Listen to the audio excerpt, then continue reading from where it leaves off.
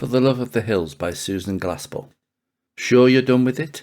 Oh yes, replied the girl, the suggestion of a smile on her face, and in her voice the suggestion of a tear.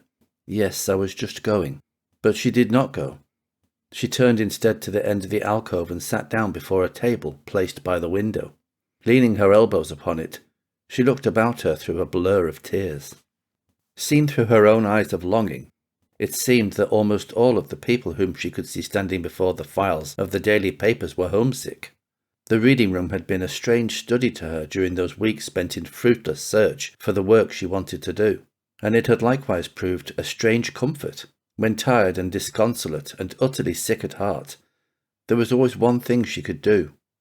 She could go down to the library and look at the paper from home. It was not that she wanted the actual news of Denver. She did not care in any vital way what the city officials were doing, what buildings were going up, or who was leaving town. She was only indifferently interested in the fires and the murders. She wanted the comforting companionship of that paper from home. It seemed there were too many to whom the papers offered that same sympathy, companionship, whatever it might be. More than anything else, it perhaps gave to them, the searchers, drifters, a sense of anchorage. She would not soon forget the day she herself had stumbled in there and found the home paper. Chicago had given her nothing but rebuffs that day, and in desperation, just because she must go somewhere, and did not want to go back to her boarding place, she had hunted out the city library. It was when walking listlessly about in the big reading room, it had occurred to her that perhaps she could find the paper from home. And after that, when things were their worst, when her throat grew tight and her eyes dim, she could always comfort herself by saying, "After a while I'll run down and look at that paper." But tonight it had failed her. It was not the paper from home tonight. It was just a newspaper. It did not inspire the belief that things would be better tomorrow, that it must all come right soon. It left her as she had come, heavy with the consciousness that in her purse was $11, and that was every cent she had in the whole world. It was hard to hold back the tears as she dwelt upon the fact that it was very little she had asked of Chicago. She had asked only a chance to do the work for which she was trained, in order that she might go to the art classes at night. She had read in the papers that the mighty young city of the Middle West, the heart of the continent, of its brawn and its brain and its grit, she had supposed that Chicago, of all places, would appreciate what she wanted to do. The day she drew her hard-earned $100 from the bank in Denver, how the sun had shone that day in Denver, how clear the sky had been, and how bracing the air. She had quite taken it for granted that her future was assured, and now, after lasting for 3 weeks, the cruelty of indifference, she looked back at those visions with a hard little smile. She rose to go, and in so doing her eyes fell upon the queer little woman to whom she had yielded her place before the Denver paper. Submerged as she had been in her own desolation, she had given no heed to the small figure which came slipping along beside her, beyond the bare thought that perhaps she was queer-looking.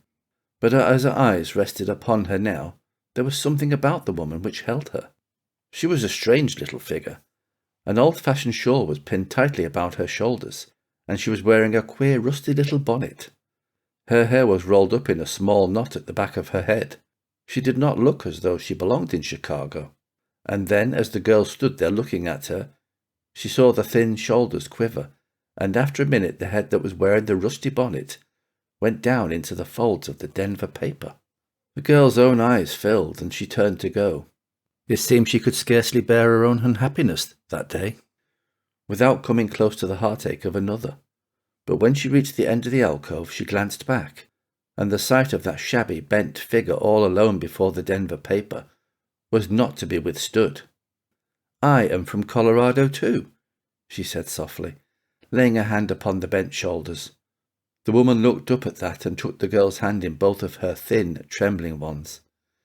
It was a wan and a troubled face she lifted, and there was something about the eyes which would not seem to have been left there by tears alone. "And do you have a pining for the mountains?" she whispered, with a timid eagerness. "Do you have a feeling that you want to see the sun go down behind them tonight, and that you want to see the darkness come stealing up to the tops?" The girl half turned away, but she pressed the woman's hand tightly in hers. "I know what you mean," she murmured. "I wanted to see it so bad," continued the woman tremulously. "That something just drove me here to this paper.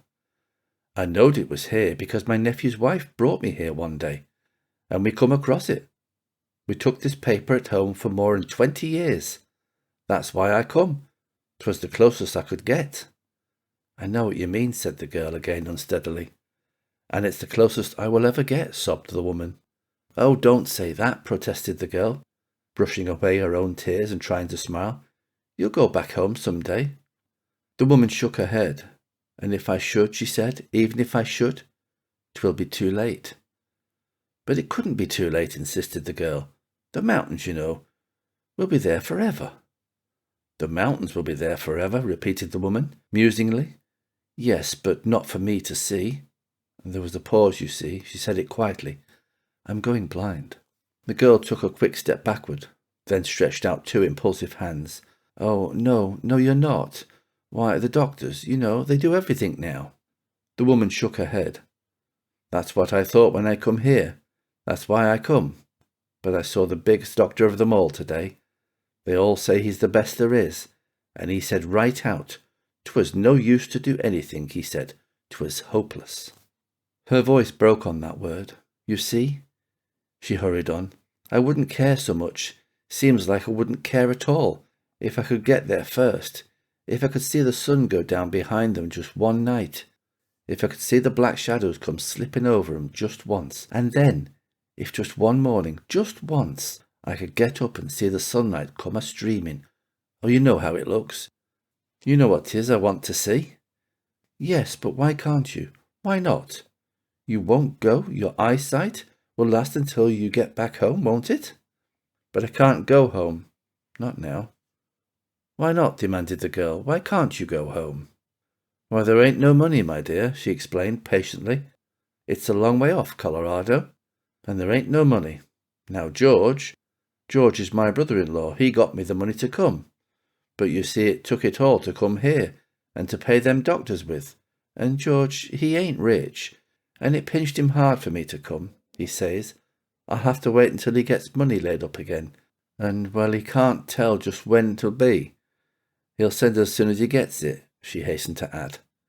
"But what are you going to do in the meantime? It would cost less to get you home than to keep you here."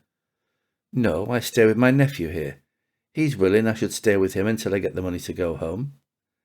"Yes, but this nephew, can't he get you the money? Doesn't he know," she insisted heatedly, "what it means to you? He's got 5 children, and not much laid up, and then he never seen the mountains. He doesn't know what I mean when I try to tell him about getting there in time. Why, he says, there's many a living one back in the mountains would like to be living here. He don't understand. My nephew don't," she added apologetically. "Well, someone ought to understand," broke the girl. "I understand, but—" She did her best to make it a laugh. $11 is every cent I've got in the world." "Don't," implored the woman, as the girl gave up trying to control the tears. "Now don't you be bothering. I didn't mean to make you feel so bad. My nephew says it ain't reasonable, and maybe I ain't."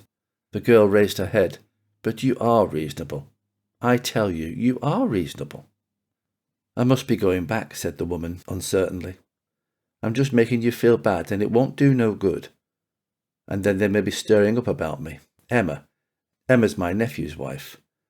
Left me at the doctor's office, 'cause she had some trading to do, and she was to come back there for me. And then, as I was sitting there, the pining came over me so strongly it seemed I just must get up and start. And," she smiled wanly, "this was as far as I got." "Come over and sit down by this table," said the girl impulsively, "and tell me a little about your home back in the mountains.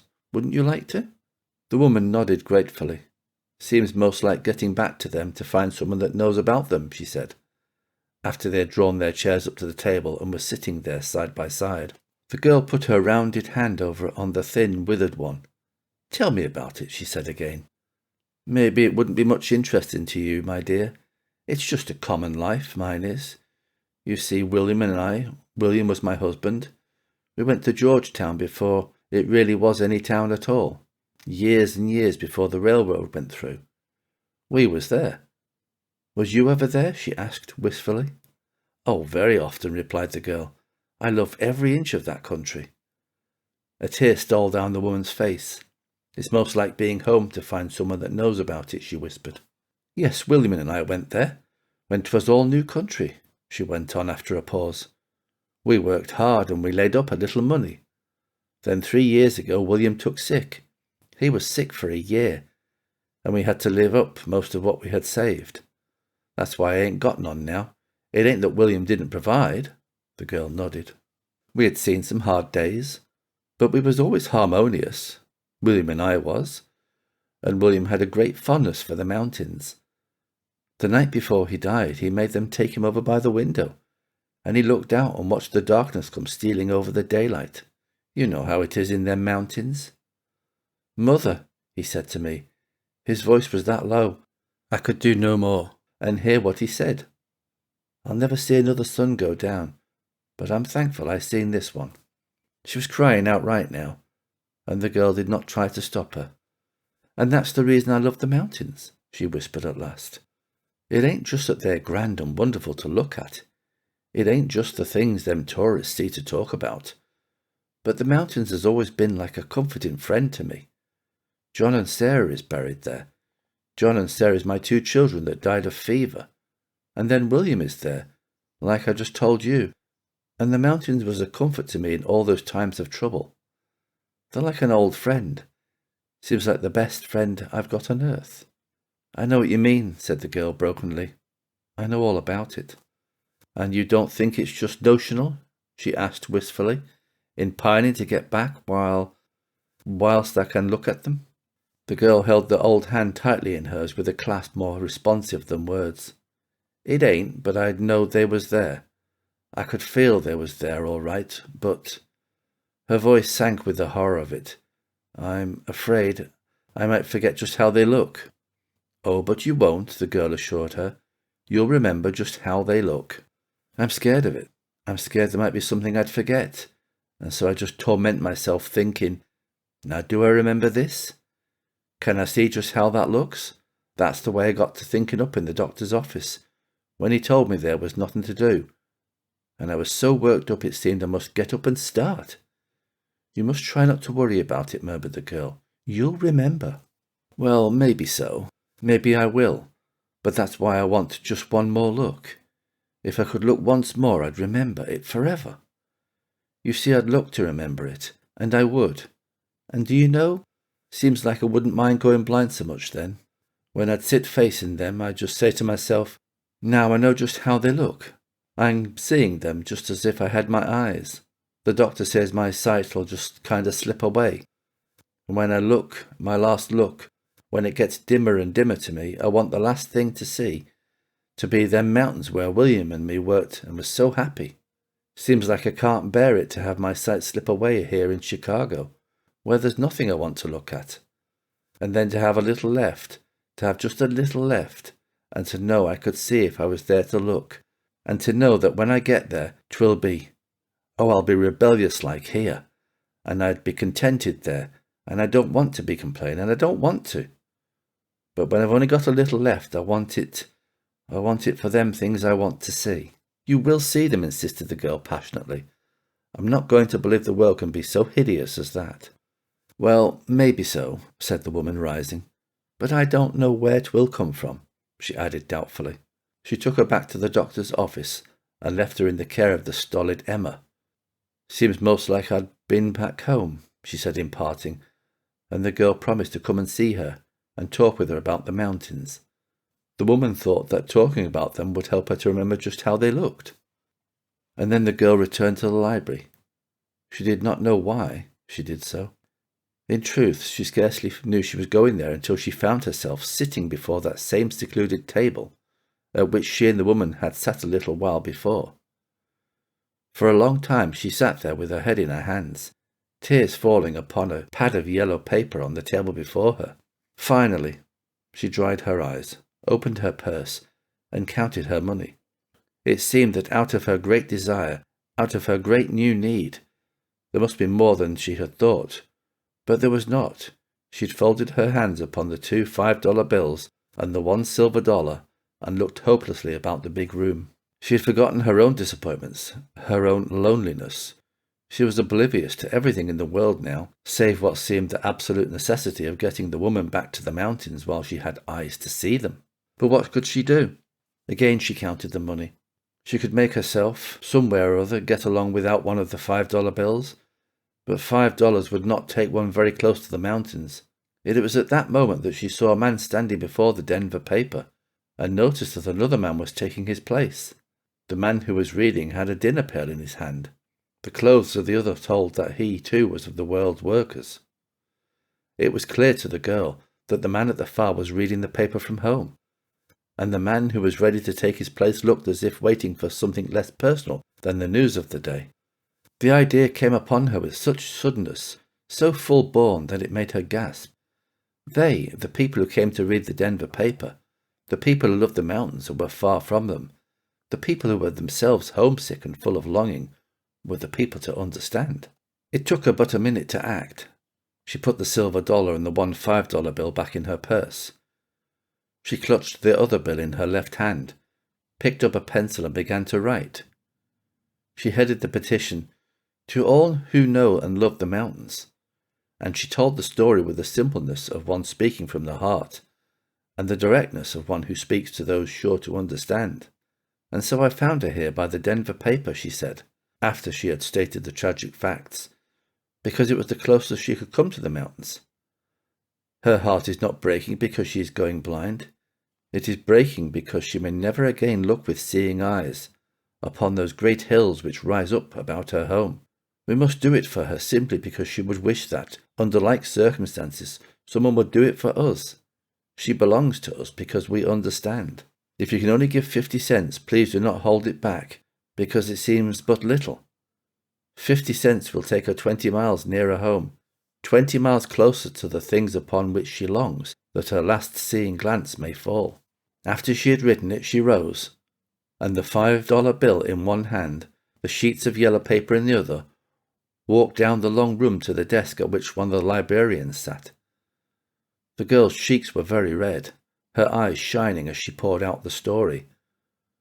They mingled their tears, for the girl at the desk was herself young and far from home. And then they walked back to the Denver paper and pinned the sheets of yellow paper just above the file. At the bottom of the petition, the librarian wrote, "Leave your money at the desk in this room. It will be properly attended to." The girl from Colorado then turned over her $5 bill and passed out into the gathering night. Her heart was brimming with joy.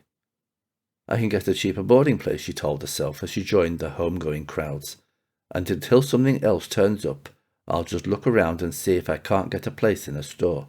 One by one they had gathered around while the woman was telling the story. "And so, if you don't mind," she said in conclusion, "I'd like to have you put in a little piece that I got from Denver Safe, so as they can see it. They was all so worked up about when I'd get here. Would that cost so much?" she asked timidly. "Not a cent," said the city editor, his voice gruff with the attempt to keep it steady. "You might say, if it wouldn't take too much room, that I was much pleased with the prospect of getting home before sundown tonight. You needn't worry, but what we'll say it all," he assured her. "We'll say a great deal more than you have any idea of." "I'm very thankful to you," she said as she rose to go. They sat there for a moment in silence. "When one considers," someone began, "that there were people who were pushed too close to even subscribe to a daily paper." "When one considers," said the city editor, "that the girl who started it had just $11 to her name." And then he too stopped abruptly, and there was another long moment of silence. After that he looked round at the reporters. "Well, it's too bad you can't all have it, but it's so big a chance I guess it falls logically to Raymond. And in writing it, just remember, Raymond, that the biggest stories are not written about wars or about politics or even murders. The biggest stories are written about the things which draw human beings closer together. And the chance to write them doesn't come every day or every year or every lifetime. I will tell you, boys, all of you, when it seems sometimes that the milk of human kindness has all turned sour, just think back to the little story you heard this afternoon." Slowly the sun slipped behind the mountains. Slowly the long purple shadows deepened to black, and with the coming of the night there settled over the everlasting hills, and over the soul of one who had returned to them, that satisfying calm that men call peace.